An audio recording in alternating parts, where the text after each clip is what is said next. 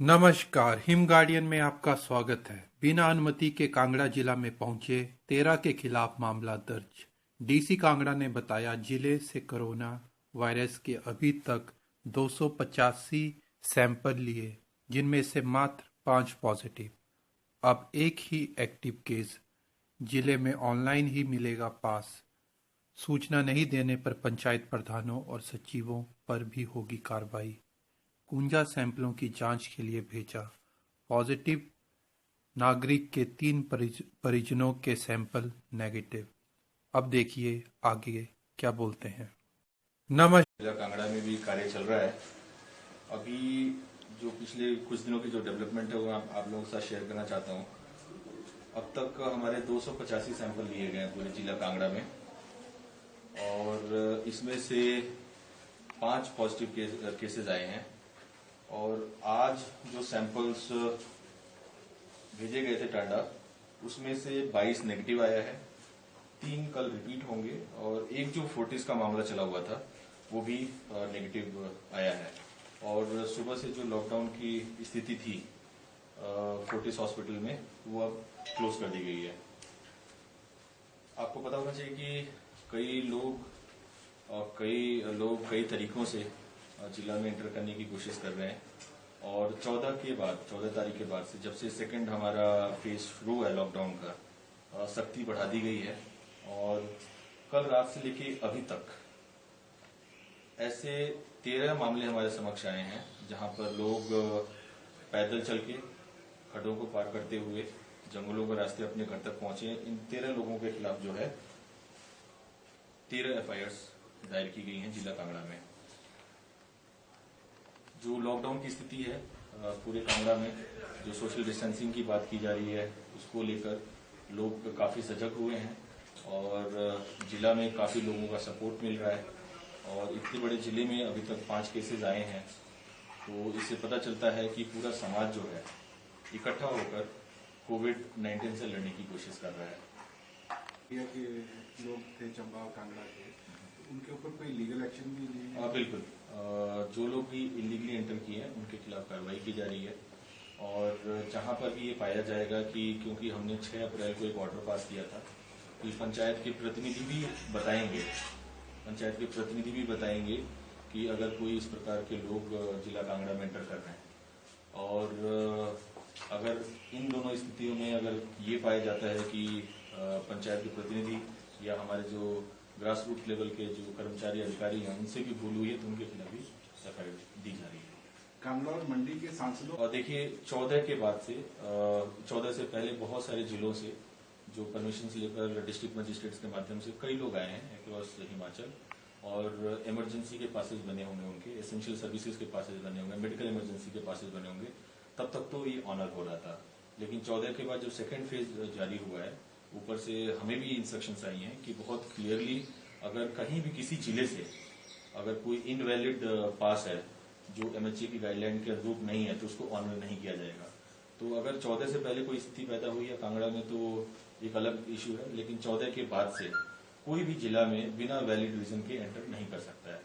और अब ऐसे लोगों को बॉर्डर पे ही रोका जा रहा है। अगर ऐसे लोग पकड़े जाते हैं तो उनको क्वारंटाइन किया जा रहा है, या फिर वो वापस जा रहे हैं।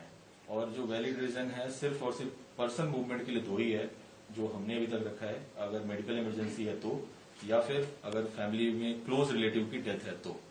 इसके अलावा सिर्फ एसेंशियल आइटम्स की जो मूवमेंट है, गुड्स कैरियर की मूवमेंट है, वो जारी है। सांसद की जानकारी थी सर कि वे आए हैं?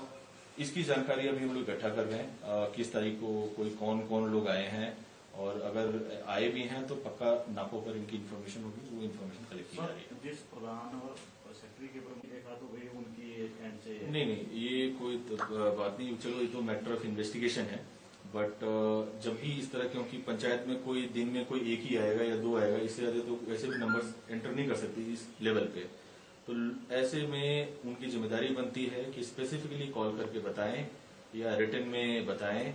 व्हाट्सएप के माध्यम से किसी को इन्फॉर्म करना आज के समय में मुझे नहीं लगता कि सही है। सर, ये मामला हमारे संज्ञान में परसों आया था, और इसमें ये जो तिब्बतन परिवार है बाहर से ट्रैवल करके आए हुए थे, ये लोग 13 मार्च को दिल्ली में उतरे थे और 20 मार्च को हिमाचल में एंटर किए थे।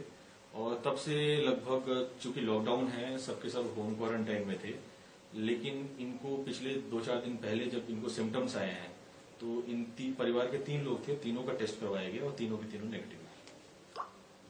चील गाड़ी के भी से पहुंच रहा है, जहां भी इंफॉर्मेशन मिल रही है, हमारी सबसे प्रायोरिटी, सबसे ज्यादा जो बड़ी प्रायोरिटी है इस वक्त प्रशासन की, वो सिर्फ और सिर्फ एक है, ट्रेसिंग एंड टेस्टिंग। ट्रेस भी कर रहे हैं और टेस्ट भी कर रहे हैं।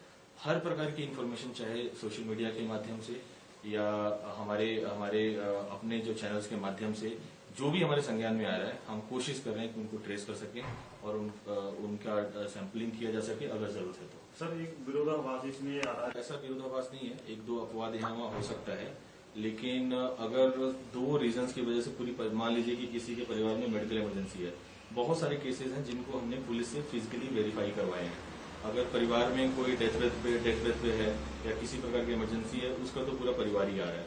मेडिकल इमरजेंसी है, वो भी उनका पूरा परिवार आ रहा है, उसमें हमें कोई दिक्कत नहीं, इतना ह्यूमैनिटेरियन एंगल हमको रखना पड़ेगा। लेकिन जहां पर इस तरह की स्थिति भी 1-2 जगह पैदा हुई है, जो हम क्रॉस चेक भी कर रहे हैं, मैं जगह का नाम नहीं बताना चाहूंगा, लेकिन मेडिकल इमरजेंसी के तौर पे उनके फादर की तबीयत खराब थी, उनका बेटा कहीं से आ जाता है और पहले तो हम पंचायत प्रतिनिधि से उसकी इन्फॉर्मेशन लेने की कोशिश करते हैं, तो ये बताया जाता है कि बीमार है, लेकिन अगले दिन जब पुलिस फिजिकली वेरीफाई करती है उसको, तो वो इतना बीमार नहीं पाया जाता है कि उसके लिए मूवमेंट की जरूरत हो, उसको दोबारा वापस भेज दिया जाता है। तो इस तरह के जो केसेस आ रहे हैं 1 to 1, अपवाद 1-2 जगह हो सकता है, लेकिन हमारी पूरी कोशिश है कि कोई भी जो भी सिस्टम बनाएंगे उसको मिसयूज ना करे। अगर करता हुआ पाया जाएगा तो किसी को बख्शा नहीं जाएगा। तो जो जलंधर से लोग आए थे सर, जो जलंधर से आए थे, आपको पता होगा पूरी स्टोरी की किस प्रकार से वो सब्जियों की गाड़ियां और अन्य गाड़ियों का इस्तेमाल करते हुए कांगड़ा के अंदर एंटर किए थे। 4 लोग ऐसे थे, 4 में से एक द्रमण क्रॉस करके थुलेल जाते हुए पकड़ा गया था, तो उसको वहां क्वारंटाइन कर दिया गया था। और एक शाहपुर में पकड़ा गया था, तो उसको वहां पे हाइट शाहपुर में क्वारंटाइन कर दिया था, आइसोलेट करके अलग कमरे में उसको रखा गया था।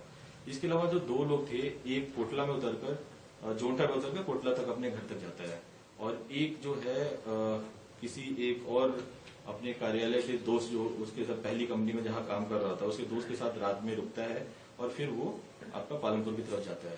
तो जो ये मूवमेंट थी बड़ी रिस्ट्रिक्टेड थी, और जो मैक्सिमम जो कॉन्टैक्ट्स हुए थे वो जो हमारा पॉजिटिव केस आया था उसका हुआ था, और ऐसे टोटल उसके प्राइमरी 20 कॉन्टैक्ट थे और 20 के सैंपल हमने करवा दिए। सरकार के माध्यम से एक दिशा निर्देश आया है, और मोस्ट प्रॉब्ली हम कल परसों से रैपिड एंटीबॉडी टेस्ट करना शुरू कर देंगे। अब जैसे बहुत सारे लगभग 1000 के आसपास गाड़ियां जो हैं, सिर्फ और सिर्फ सब्जी, दूध और जो अनाज है वो हमारे जिला कांगड़ा में लेकर आती हैं। इनमें भी ड्राइवर्स, कंडक्टर्स आते हैं, और इसके अलावा और बहुत सारे लोग हैं जो मेडिकल इमरजेंसी में भी लोग हमारे जिले में एंटर कर रहे हैं। अगर सिर्फ आज का मैं आंकड़ा बताऊं आपको, तो एलपीजी की 47 गाड़ियां आई थी, पेट्रोल की 10, मिल्क और इसके प्रोडक्ट की 98 गाड़ियां, अंडे और ब्रेड की 13 गाड़ियां, सब्जी की 261 गाड़ियां, और ग्रोसरी की 128, मेडिसिन की 53, और टीपीडीएस बीट की 82, और टीपीडीएस राइस की जो है 69 व्हीकल्स। तो क्योंकि जिला बड़ा है और उसी अनुरूप से एंट्रीज होती हैं, अगर कल परसों से हम एंटीबॉडी टेस्ट जो है, रैपिड एंटीबॉडी टेस्ट अगर शुरू कर सकते हैं, तो ये जो टेस्ट है 5 मिनट में हो जाता है।